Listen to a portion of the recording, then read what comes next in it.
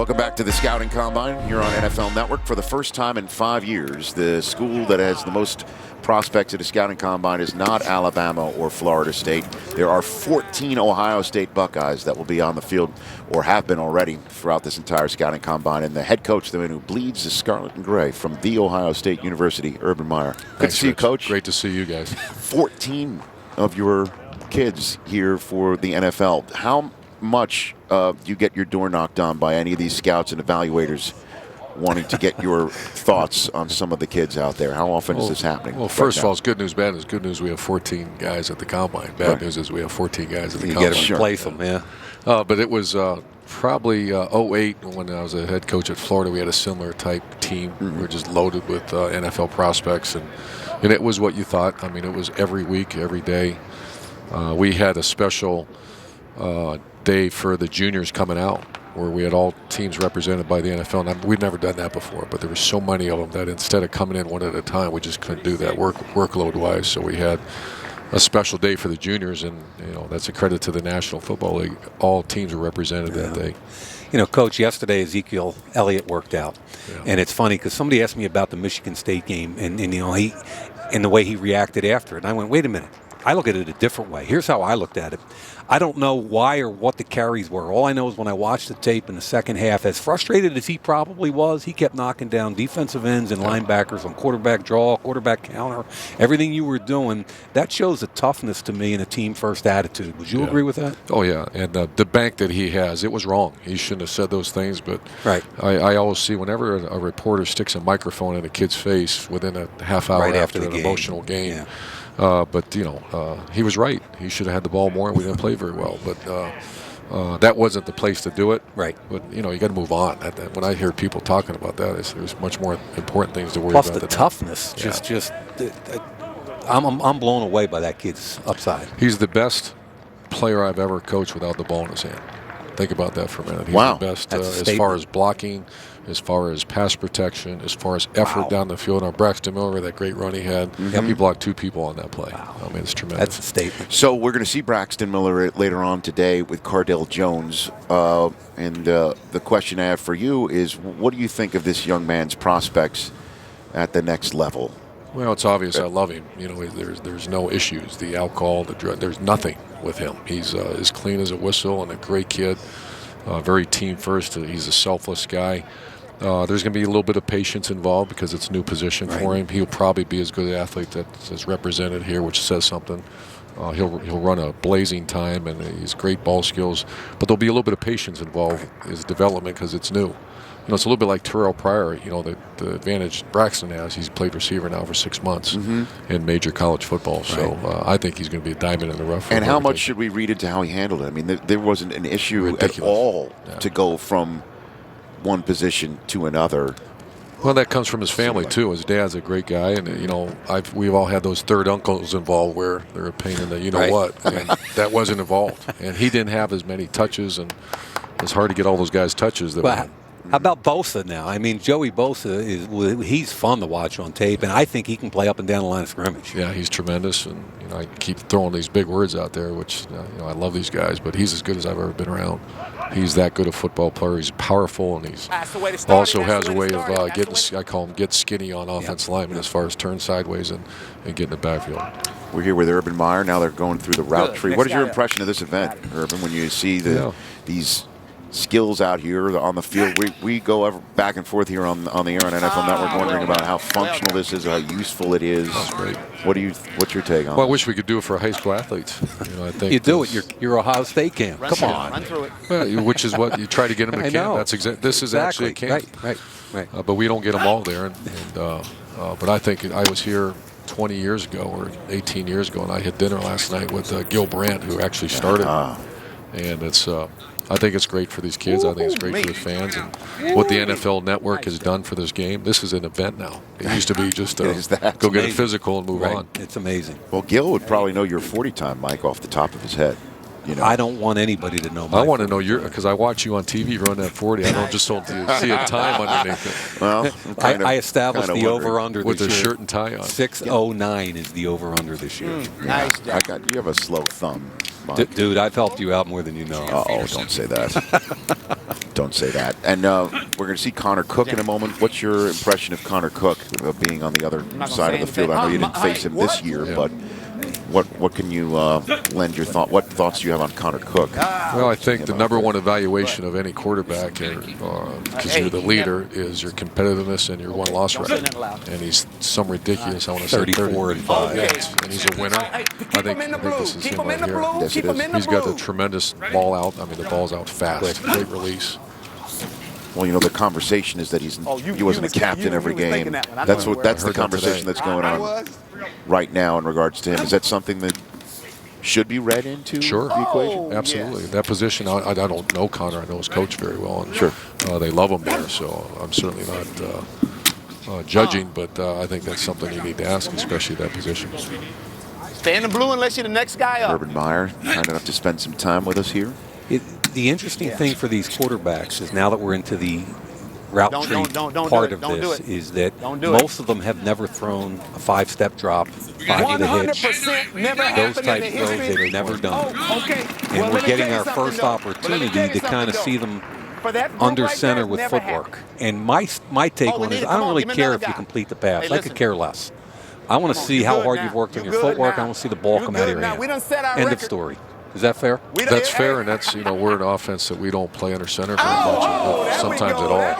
And I think that's, you'll hear people say, but that's what coaching and teaching is all about. Right. But, and these guys, like a Cardale, or like a Tebow, or whoever comes out of that kind of offense, they go immediately to work with those coaches that teach them all that. And we work with it. I mean, the shotgun teams work with it as well. Right. Well, just him.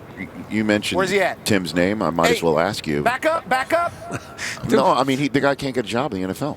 I mean, and I know he wants one, or he'd love to get an opportunity. He was with Chip Kelly last year, all the way to the final throws of training camp. Ready? You okay? Go ahead. On the quarterback. Why do you think he can't get a shot again at the NFL, Coach? Well, not many people know this. He's the second most efficient passer ever to play college football. Sam Bradford was number one, unless it changed over the last year or two. But of all the major colleges, the second most efficient passer.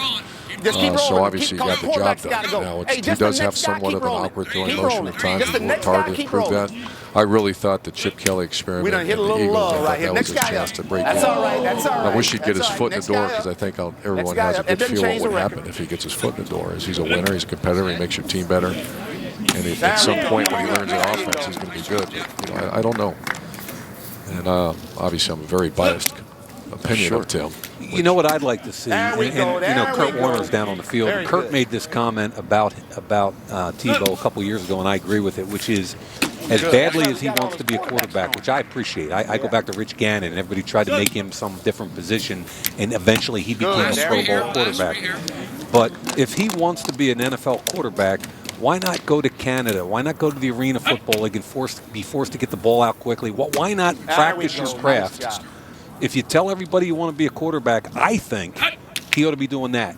And that's my own opinion for whatever it's worth. I think that's a great point. And I was actually in a conversation with him about going to Canada and the situation. His family and I was actually involved in that conversation. We just didn't think it was the right place. If there's a right one for him, I think he would probably do that. Okay, good. There you got it. Hackenberg, what are your thoughts on his next level abilities, Coach? Well, his first year he was dominant. He came in and we played him all 3 years, and I think he handled a tough situation. He got a lot of pressure, got a lot of sacks, but I think his tremendous upside. I tell you what, as Mike and I were talking earlier, you put him and Cardale in kind of a different category. You called it the wild card, and I'd agree with that. I think there's unlimited potential with both those guys. The question is, at what point in the draft do you want to take the shot on unlocking that potential, right? Well, there's a lot of guys over there paid a lot of money to go figure that one out. That's tough. You're right. That's a tough one. It's a tough one for me. He's going to go 10 to 12.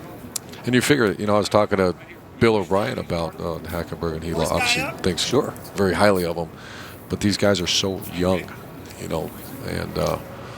he thinks highly of him, and he thinks obviously the upside's tremendous. The question that Bill and I were talking about is how much patience nowadays do you get? And you get about a year and a half is kind of what they said, or you're out. It's my so there's biggest not much pet peeve. patience. You're right. It's my biggest pet peeve in the league is we're turning coaches over so quickly that we're not developing quarterbacks, and B, when a new coaching staff comes in with their own scheme, you got to reproduce all their type players for Now, that. here's another thing that Josh McDaniels said today to me. Also, it was really good to be able to talk to those guys about this. The new CBA is hurting the league. I agree. And it's hurting practice time quarterback you're play. talking about? Yeah, Just because practice time? Tom Brady, developing them. from January until April, that was your time for these great quarterbacks to get coached. Now you're not allowed to. And it's interesting to hear Josh McDaniels say it's killing the quarterback play because they have to go somewhere. 98%. And so they're now going to some of these quarterback gurus, and maybe they're getting taught something different than their coach is teaching them. And it's just creating a little bit of a. But it's interesting to hear Bill O'Brien and fascinating. Josh McDaniels say that. I didn't think about that. He said, you cannot coach a quarterback now after the season. What's your relationship with Belichick? Great. They're very close, and it's been that way for a long time. How often do you guys just chit-chat about football? Well, he's not a chit-chat guy. He's a text message guy, and if he's got something to say, he'll call, or if I have something to Does ask he him. emoji? Does he use emojis? No, he doesn't. Never. No. Never. Very short, brief, and to the point. Coach, I played for him and on the New York Giants. Nice. My dad was a high school coach. It took me about a day and a half to call home and say to my dad, there's this like 29-year-old coach. I don't even know who. I can't pronounce his name. He's one of the best teachers I've ever been around. Wow. Yeah, you knew it right away. And where was that at? New York Giants. Here's Connor Cook. Hey, Greg, y'all do the combine before the combine? You didn't know that? I didn't. Not till now. We came out last night. I got you. What do you think, Mike? Beautiful.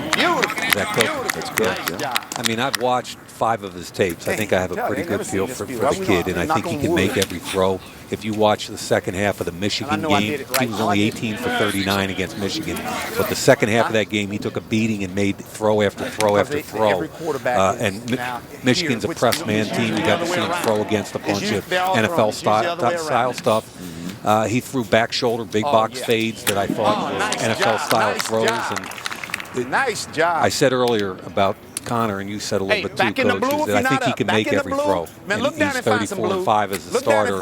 I would ask the question, why weren't you a captain? If your teammates are voting for leaders, sure, why weren't you one of them? But he's really a polarizing conversation amongst all my NFL buddies right now. I'm trying to do the math in my head, Coach. You and Driscoll. We recruited Driscoll in Florida. Yeah, okay. Still very close with him and his family, and I think he's another. Put him in that category. No, you don't know. He's a wild card. I didn't see his time, but I bet he ran a 4.5.